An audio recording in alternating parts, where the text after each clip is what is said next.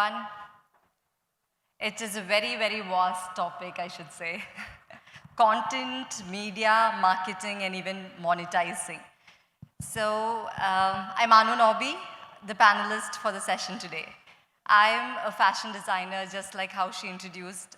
2023 was a very crucial year to me, wherein I launched my first retail brand, and that was here at Huddle. So this stage is obviously a memory to me, wherein I come back here again as a speaker. So this is an honor, the startup mission, and thank you so much for inviting me here.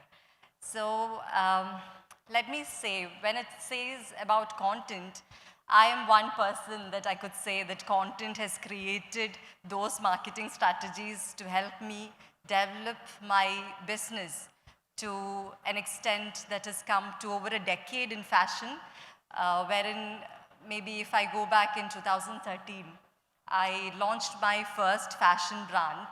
Unlike any other entrepreneur or any people who think of a fashion brand in a metropolitan city, I thought of launching it in a rural area, a very urban-rural divide, wherein I had to quit my multinational corporate job to take a quick decision to go behind my passion for fashion.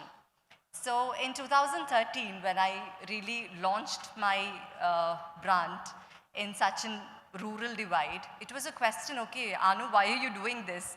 And why do you want to do this quitting your corporate job? You're getting into tailoring. That was the first question that came to me. So I was like, why not tailoring? And why I'm saying this story is because a location is never an issue if you have content, if you can really market your product, and if you have a real good product. Location was never a barrier to me. When I sit or when I traveled over a decade now, working with over 150 celebrities across South India, working with the top media channels like Mathrubhumi, Manorama. I've worked with award nights. I've worked for over 5,000 weddings. So it was a very interesting journey, and the important point here is that everything was done at a rural area. It is because I feel the content that we did over the Facebook was then, 2013, I guess it was Facebook that had come in.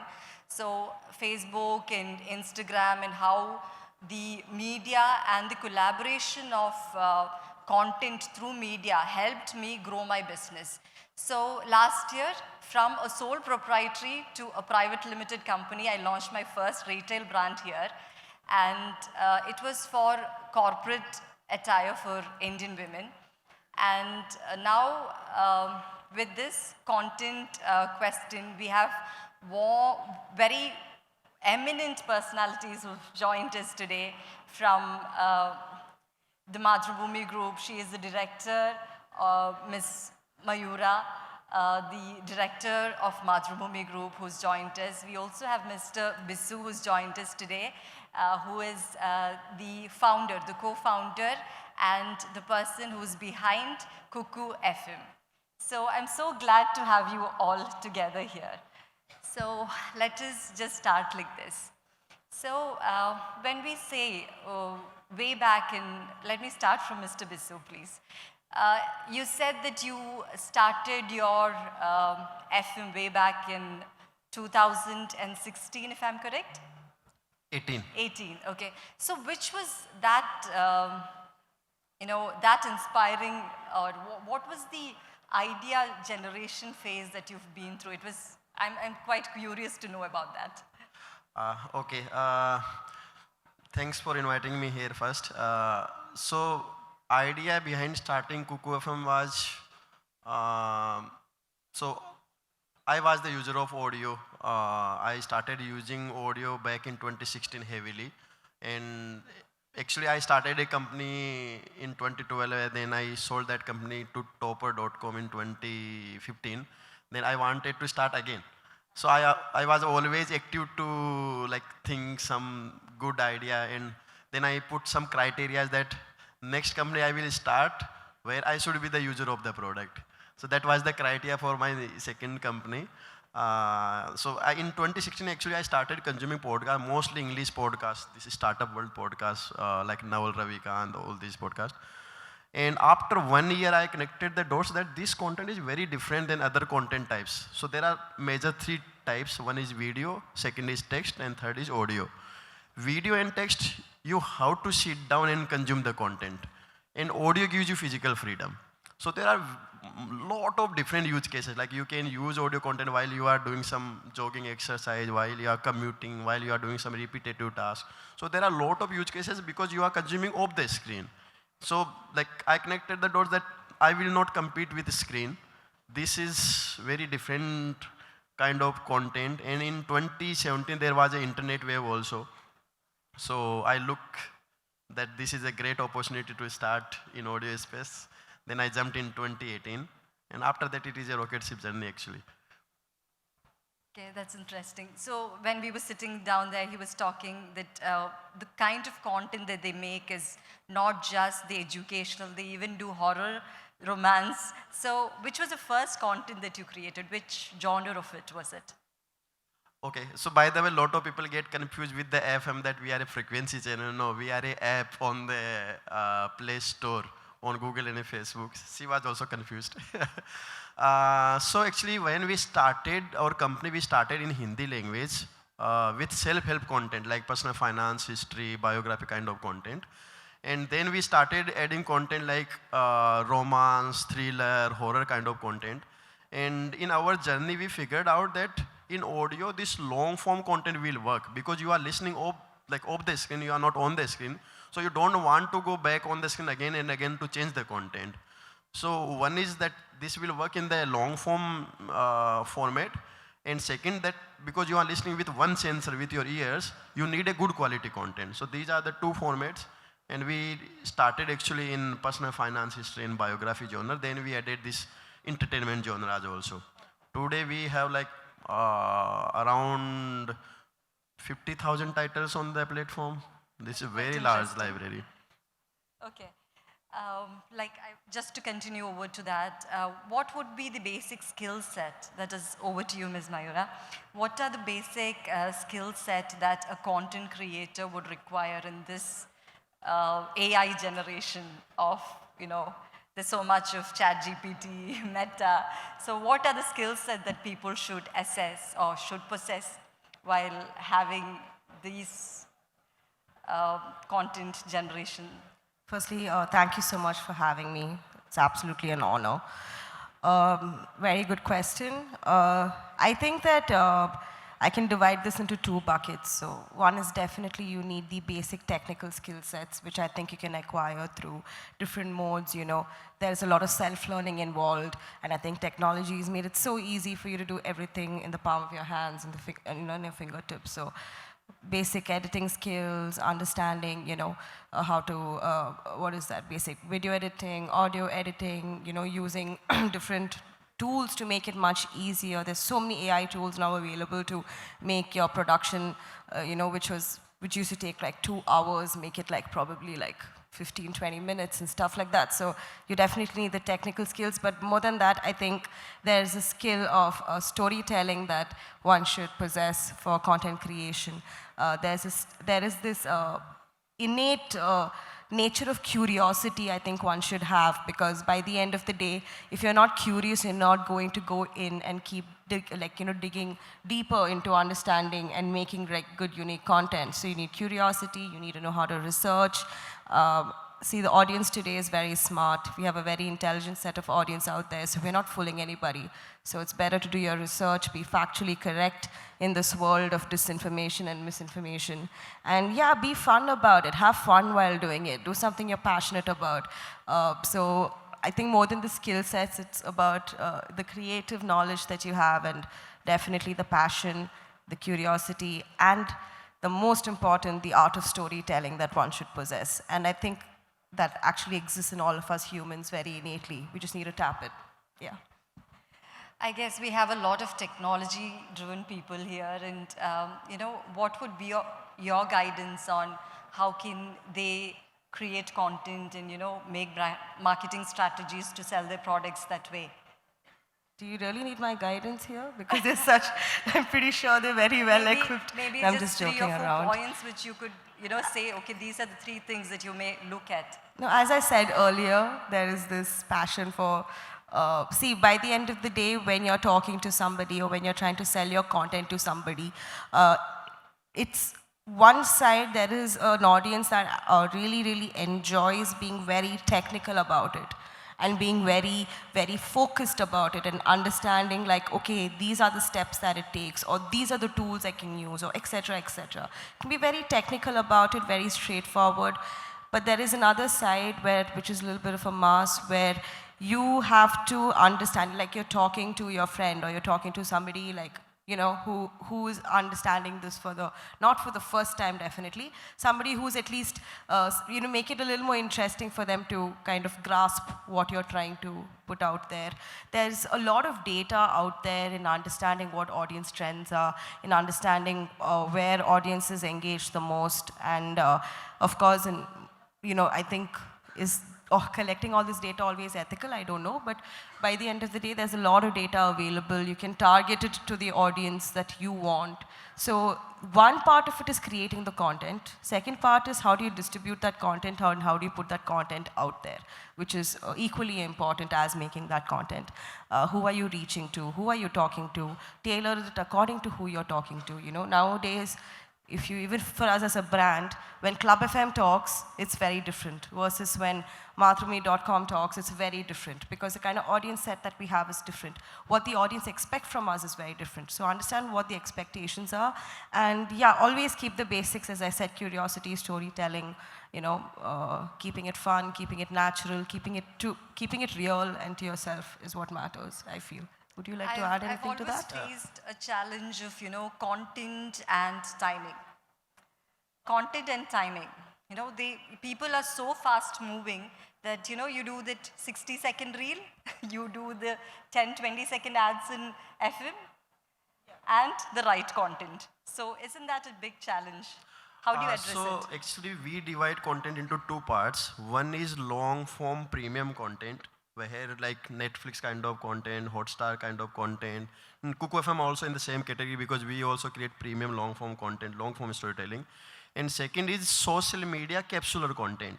That capsule can be like 5 minutes, 10 minutes like YouTube, or that can be like 30 seconds like Reels, or even I will say Twitter, 1 sentence also. So like you have to be in the both space. If you want to make a relation with your users, then I think long form storytelling is much better. And if you want to spread the awareness quickly, then you have to be all these like short form capsular content formats. And I think you asked that question for new businesses. These days, I will say, like content is so important. Even if you are not a content company, you should have that content department in your company. And second most important thing is that, like, I will say that world is moving so fast, content is also moving so fast. So like the traditional way of creating very high quality mature content is kind of, I will say for marketing is dying. So you have to keep up with the fast moving content format that is, like people will not see your content twice. You can see the behavior in the generation, they want to scroll like this. So like it should appear so natural, like on your phone, and it should connect like instantly. You have only 3 seconds for the user. So this is very important for any company. It doesn't matter if they are a content company or not. So when it comes to content, the next step would be definitely distribution, correct? Reaching the right audience. So how do you guys help in distributing these kind of contents? I will say distribution is the king. That's why content is important for every company. And content is the front person for any company to tell the story to the users. For us, actually, we had like different, so there is one more fundamental thing for every company to crack the distribution, that they have to figure out something unconventional that is not like in day to day. Like If somebody is using email marketing, then you have to crack like something that is outside like SMS, or if somebody is doing already SMS heavily, then you have to crack like Instagram or something. So it is very important. For us, YouTube worked very well. At one time, actually, we were working at 1,000 YouTubers. We were doing more than 200 million impressions every month. So that worked very well for us, because we are in new category. Like, lot of people don't know that you can consume non-music content on the app. Most of the people think that audio is music. So we had to educate people in the market, because we were a new category. We started using YouTube heavily. Like, we were dominating YouTube at one time. So we used YouTube. Then second, I will say, we used Google and Facebook advertisement very effectively. We started creating lot of media library that is like usable for instant content watching kind of thing, and that also worked very well for us. So I will say distribution is king. Every company have to figure it out that. So it's not just content generation, but also distribution. I have one question for you, Mayura. Safety and copyright of content is something very important and ethical, right? While considering today's AI world, what do you have to say about that? If you write a code and somebody takes it away, it hurts, right? Same with content. So yeah, I mean, it actually happens with any industry, taking ideas, infringement of any ideas, of any codes, of any, people are working hard towards this content by the end of the day. So when people, actually kind of lift it without having any sort of implication, it is it's not very healthy for the industry, I must say, because by the end of the day, there's money spent, there's time spent with content, and we as companies, of course, there are millions of crawlers all over our websites, all over our content to kind of, scrap it and, use it however in different spaces. I'm not saying it should not be done. I'm saying they should be fairly compensated if done. And if not done, they should at least have a conversation on having, proper regulations behind this and understanding, understanding the implications on the business side of many companies. And I think this is an ongoing battle in India. Our copyright laws need to get stricter. Even the AI policies, I think for the country has still not been drawn up. They've been asking for a meeting for quite some time to draw up the policies for the country, whilst a lot of other countries have leaped forward with understanding ethical use of AI in any business space.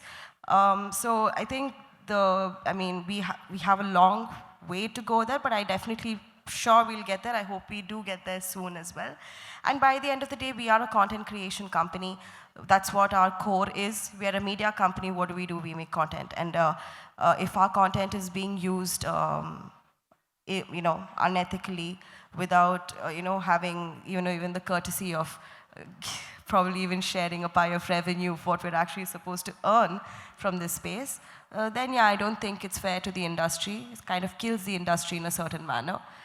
So yeah, that has to be looked into very, very, very seriously. There are a lot of conversations happening pan-industry. Let it be even with the newer companies. Let it be with, I don't like calling us this, but the legacy companies.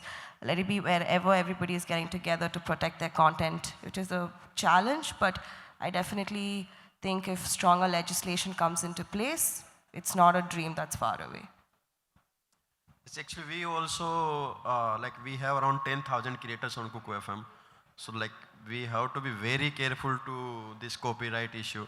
We have a big team inside the company who only do this job to review the content, that if somebody have put somebody else's content, because they have open tools, they can upload somebody else's work.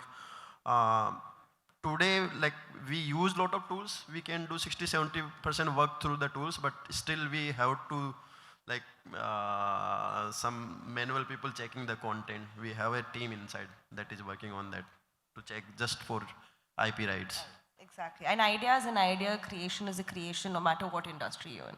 That needs to be protected and used well. Okay, so I feel I'm also a startup, and we've launched, just like what I've told, we've launched a brand. And my question here is, how do you the topic is also like media, marketing, and monetize. So it is basically media helping, in marketing and then monetize or conversion onto the business. So when it comes to brands like us, what would be the marketing strategies like that you would do from digital side or from the media side? Or how do you help us in promoting? If you're talking about us specifically, the one good thing about companies like us is we look at your brand's needs and we look at where and how your brand wants to be placed and what is the purpose of the story, what is the purpose of this campaign. So we can look into these aspects. Like for example, if monetization is your only purpose, then the strategy would be different. If your purpose is to tell your story, then their strategy would be different. If your purpose is to position yourself in a certain manner, your strategy would be different. So it depends on the need of the brand, it depends on the need of the hour of that industry the brand is working in.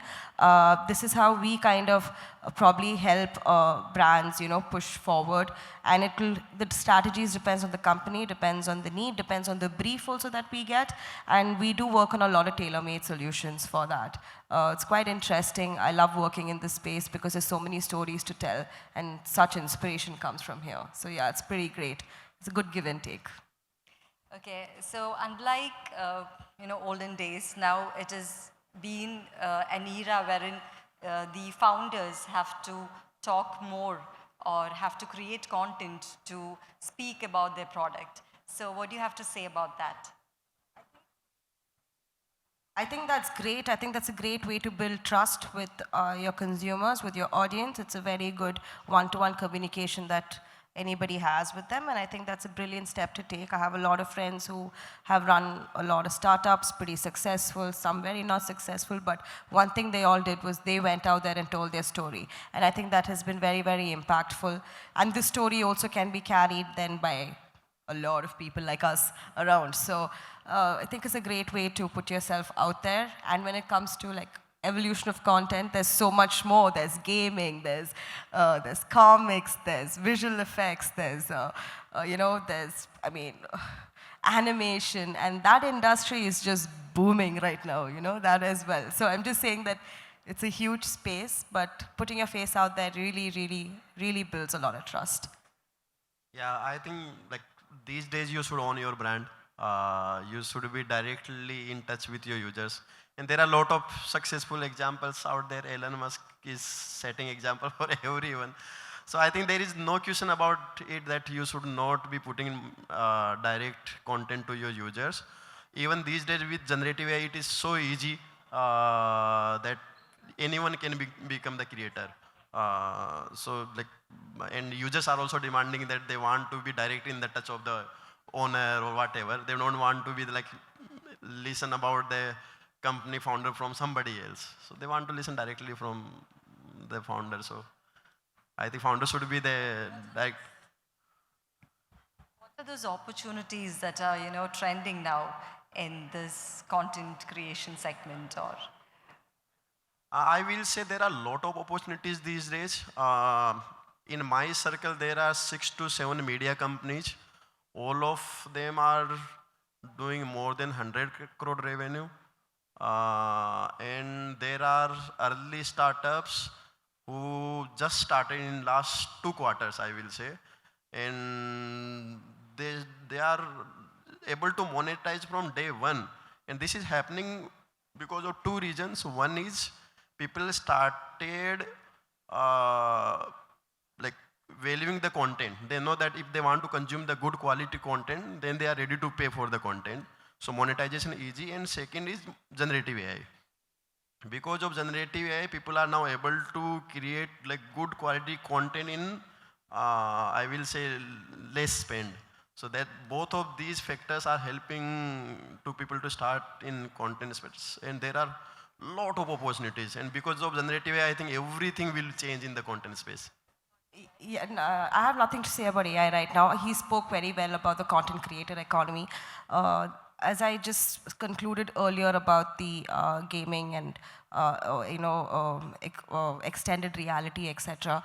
I think the kind of boom that we're going to see in India is going to be quite heavy. I think right now our share in the world is around 0.5%, but I think it can grow up to 3 to 5% in the next decade. The jobs are around 2.3 lakh or something, maybe can grow up to around 23 to 30 million in the coming decade. So I think this space also has a lot of opportunity for startups. Karnataka is doing some great work into not only investing over here, but also ensuring there are excellence programs, etc., sufficient training. So I think this is a great space as well. I mean, while we can be content creators, you can also be working here. And content is it's like a humongous ball game, but it's a fun ball game. And I think by the end of the day, all of us, in some way or the other, get into that and play it. So yeah.